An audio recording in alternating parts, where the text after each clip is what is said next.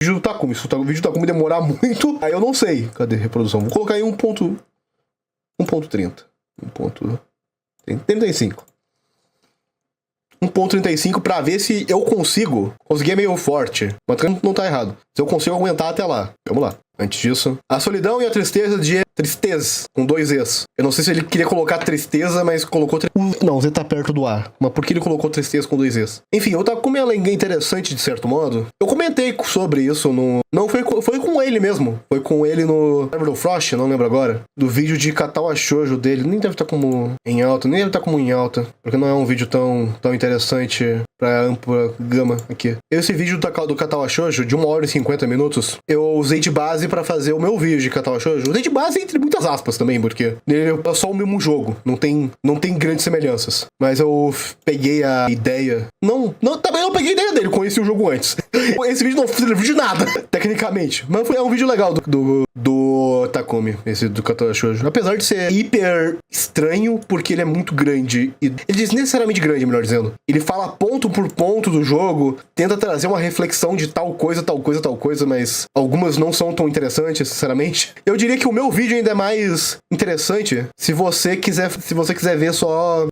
Cadê? Ah, é claro, ele não pegou tanta view como no repost. Aqui, 771. Ele estava com quase 70 mil, eu acho, no primeiro canal. Ele não pegou tanta visualização, mas enfim. Ele é mais interessante se você quiser ter uma experiência rápida, porque eu resumo ele de forma mais objetiva, corto muita coisa desinteressante que o jogo tem, porque é uma visual novel não muito interessante em alguns pontos. Mas ele é legalzinho, as rotas são legais, os personagens são muito boas. Enfim, não é Katawa Shoujo do vídeo, é Evangelion. Só queria deixar meu jabalha aí. 93 a 1996, Hideaki Anno começou a pré-produção de Neon Genesis Evangelion. Como expliquei no meu vídeo passado, foi um momento turbulento para ele, a empresa Gainax e o próprio Japão. Mas é uma crença comum que um artista precisa estar amadurecido até chegar na idade em que vai fazer sua obra-prima. Geralmente essa faixa sendo dos 30 aos 35 anos.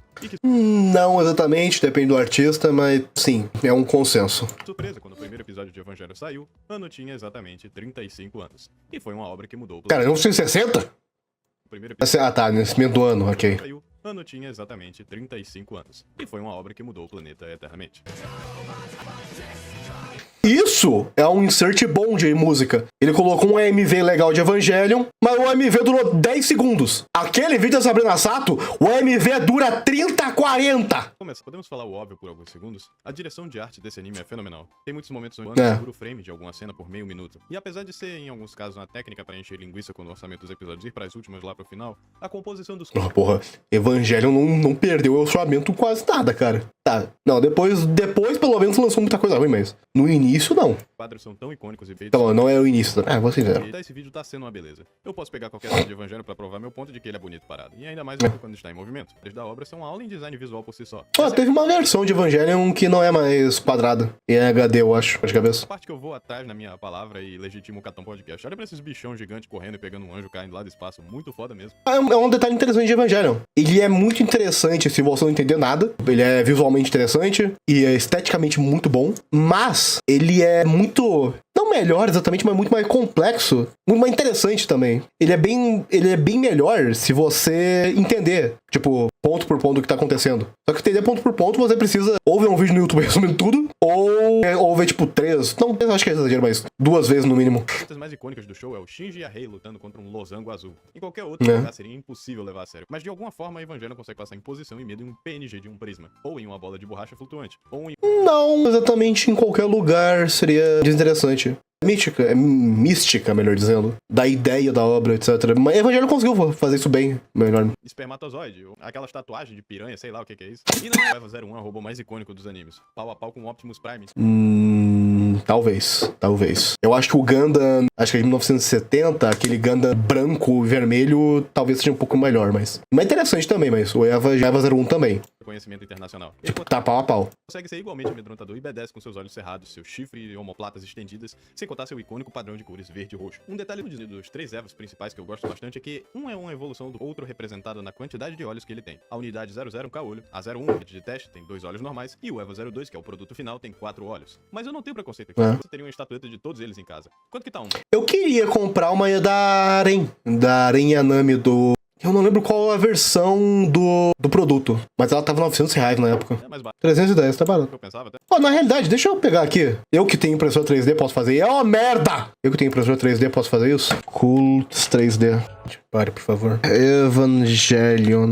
Inclusive, eu tô imprimindo agora, tecnicamente, um The Dragon, que eu queria... Preço crescente, downloads. Não, realmente é curtidas. Deixa eu pegar aqui. Pô, isso aqui é legal, mano, é o que eu queria. Essa aí também é legal, mano, é o que eu queria. Aqui, 17 euros. Não tinha como converter pra real essa porra? Enfim, tem como eu baixar de qualquer um desses aqui, tecnicamente. Foda encontrar um exatamente, mas não é tão difícil. Ó, esse aqui é legal. Tá bom que não é o robô completo, mas é legal. Não sei quais peças vem. Senha. Eu tenho que imprimir mais coisas no impressora 3D. Eu deixei parada porque eu achei que tinha comprado... resina. Caraca, 100 euros os ienes. O tamanho dessa porra, na moral. Eu achei que tinha comprado a resina 3D, mas não, eu não tinha comprado. Eu tinha deixado no carrinho, mas não tinha comprado. Então eu fiquei com ela parada por, sei lá, 10 dias sem comprar. Tem algum? Esse aqui é articulado porque parece muito caro. Deixa eu ver. Euro, peso argentino, real brasileiro. R$643. Por que essa aqui? Ah, tá, peraí. Isso aqui é uma roupa. Isso aqui não é um boneco, é uma roupa. Caralho. Um Guts do nada, mas tudo bem. A máscara do Everon é muito foda. Na moral! E não carrega a imagem. Incrível. Isso aqui é muito foda. Sério. Máscara de Mecha Unidade 01. Aqui, era essa aqui que eu tinha visto pra comprar. Isso aqui é uma versão oficial, não é tecnicamente bootleg. E interessante que a Rei Yanami e a Asuka, não lembro o nome da Asuka, elas são hipersexualizadas nas figuras. Por algum motivo. Não, por algum motivo não é por algum motivo. É óbvio porque são sexualizadas, mas... É interessante ver isso aqui. É legal. Eu tenho que pegar pra imprimir alguma... Ok. Eu tenho que digitar isso aqui depois pra não ficar um silêncio constrangedor. Os Evas. Esse aqui também é legal, dos Evas nas cidades. Enfim, eu tava comentando sobre. O design sonoro é outro que merece parabéns. Verdade, o design sonoro do Evangelho é muito bom. A melhor composição de Shiro Sakai. O que dado o currículo dele é um elogio e tanto. As músicas, infelizmente, não podem ser colocadas aqui no vídeo por motivo de... Mas todas as músicas aqui, entre a abertura e o encerramento, são icônicas e perfeitamente encaixadas nos momentos que precisam. Sim. Não é melhor do que... A Fire to the Moon virou ícone dos animes na época que foi lançado.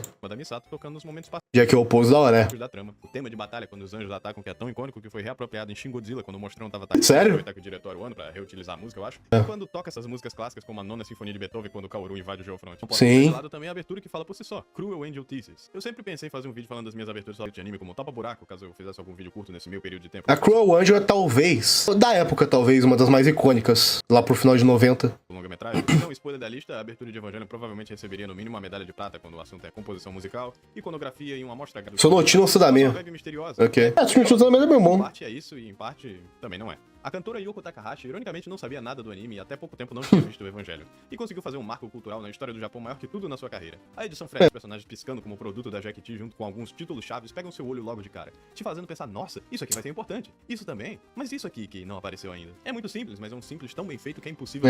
Um dos primeiros memes da internet que persiste até hoje. Tem a versão South Park, a versão de João Nando Moura, a versão do... Cara, essa do Jojo é incrível, porque ela foi feita há 16 anos, se não me engano. Ela é muito velha. Ah, não, pera, foi eu que fui tocado no Japão, a ponto de o pessoal odiar ouvir ela tocando no karaokê. Justo. É tipo o equivalente brasileiro de evidências do Chitãozinho Chororó de lá. Todo mundo já Justo. na vida. Já podia virar o hino nacional esse ponto. Tem a versão da dubladora da Arei, do Shinji, da Asuka, do dublador do Vegeta. Tem a versão Shoegaze, que era um protótipo que também é muito boa. Foda-se, vai ter a minha versão agora também. Se liga no meu vozeirão.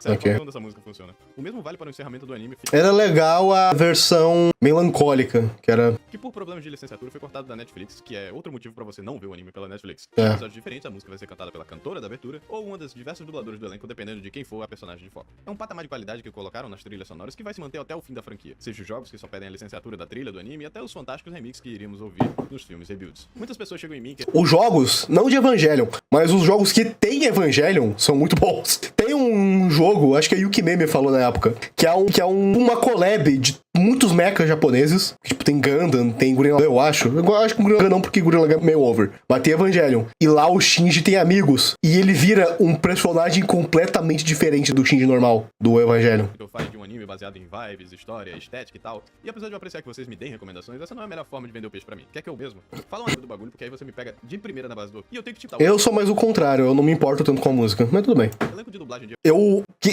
mesmo assim, eu gostei muito das músicas de Katawa Shoujo, mas elas não foram suficientes pra eu dar uma nota tão grande assim, proporcional à música. Eu dei nota grande por outros motivos, mas não teve tanta influência. coisa de outro mundo. Eu sempre odiei esse conceito de que personagens masculinos no Japão, por default, precisam ser dublados por mulheres para sempre em animes, dado sua jovem idade. Isso vem desde a massacre do Goku criança no Japão e ficar com a voz dele até hoje, o que faz parecer que desde então virou padrão dublador. Cara, o Goku é dublado. O Goku e o Goten, a primeira pessoa, caralho. Sempre foi algo que consistentemente quebrou minha imersão em alguns quesitos. Mesmo em Dragon Ball, eu não consigo concordar com a ideia. A Masako no pode até ser um ícone lá no Japão, mas a voz e o personagem são duas coisas que não encaixam na minha cabeça. Desde os meus 13 anos eu já tinha a voz. Então quando eu vejo... Não, isso não é só no Japão, porra. Em lugar pra porra também, assim. O Naruto, ele é dublado pela irmã do Wendell Bezerra, por exemplo. A Komi canta muito bem. Numa live fez karaokê de Bakamitai, ficou incrível. Cara, boa. Homens bombados jorrando testosterona em formato de aura pelo ar sempre me pareceu muito dissonante quando eles soavam como alguém com sérios problemas hormonais. Esse Megumi Ogata é talvez a maior de todas para mim. Shinji era pra ser uma mulher, como falamos. O dublador brasileiro do Shinji também é bom. Eu não lembro quem ele dublou também, mas ele era meio famosinho. No vídeo passado. Ele só não foi porque depois de... Eu acho que teve 2 dubladores do Shinji, um antigo e outro mais recente da Netflix. Era pedir demais do ano um mecha com 3 personagens femininos e não cansar de escrever as mesmas dinâmicas, com traços bem femininos, sensível, retraído... Eu gosto da ideia. Tá bom que isso é consenso humano, mas eu gosto da ideia de que o personagem tem um filho masculino ou feminino, muda completamente a dinâmica do pai com o filho, ou filha, no caso. Para a época. Então essa sensação dele ser um garoto que transpõe... Eu tenho isso com um personagem que é tipo o meu personagem favorito dos que eu escrevo, que é o Cérebro, que a filha dele é a Quimera. E eu tenho certeza que não daria pra fazer o Cérebro com um filho masculino, porque o filho masculino ia quebrar completamente a ideia do Cérebro, de ser uma pessoa tão puta com a vida, mas ao mesmo tempo que tenta cuidar da família, que é tão engraçado ver ele só lidando com uma pessoa mais nova. Tá, eu tenho que continuar a história do Cérebro alguma hora. Positivos, assim como relacionado à habilidade, covardia ou narcisismo vedado, são dons que dão vida à performance a ponto de dizer que é o ponto alto da carreira de Megumi Ogata. Ela mesma concorda. Os que ela dá durante a série são de gelar o coração. Ponto alto é exagero, talvez. Não conheço tanto essa aí, mas talvez é outra coisa. Mas é o mais famoso, provavelmente, mas mesmo assim. Quando eu penso na voz de um garoto japonês, é difícil não pensar na voz do Shinji e a vida que Megumi deu para fazer o personagem se sentir vivo. Coisa que ela mesma já disse diversas vezes nas sessões de dublagem que saiu do estúdio com dor fisiológica das cenas que atuou lá na frente. Normal, infelizmente. Aqui em Evangelho, considerando que temos Megumi Hayashiba, dubladora da personagem Rei Ayana. Ela é outra com a... dublou a Fei considerando que temos do Cowboy Bebop. Deixa eu ver coisas mais interessantes. Páprica. Rebeca. Porra, Rebeca meio foda-se, né? Ai, Switch. Cara, o Switch do Danganronpa 3, caralho, era ela? Não conheço boa parte das pessoas daqui. Hello Kitty, foda-se também, né? O Rama é legal, ela dublou o Pen. Tá bom. Dubladora da personagem Rei, ela é outra com a voz e alcance extremamente impressionante. E é uma personagem feita para ser estoica, fria, até mesmo creepy com quão sem emoção ela é. Por isso, muitas das suas emoções, quando entregues, tem que ser inibidas o bastante para não parecer isso. Tá, como já se vestiu de Mage em live, agora estou esperando de fazer uma live com o Frost com os dois vestidos de Bunny Girl. Eu ia comentar, mas eu tenho uma live... Eu tinha, no caso, perdi. Eu vestido de Komi-san, porque eu tenho ainda, né, claro, o cosplay de Komi. Algo que fica ainda mais É só porque é uma piada antiga eu sei a Komi-san. E que a nossa piada quase voltou com esse novo modelo, mas nem além, né? Quando você lembra que ela dubla mais 3 personagens na obra. A mãe de Shinji, Kari, Yui, espertos. É lógico ela dublar a mãe do Shinji. Também a unidade 01 quando ela dá seus temidos uivos. Também faz sentido isso. Ela também dubla o Pinguim. Por essa ela tem uma carreira extremamente diversa, coisa que você não imaginaria pela... A Fei não ironicamente.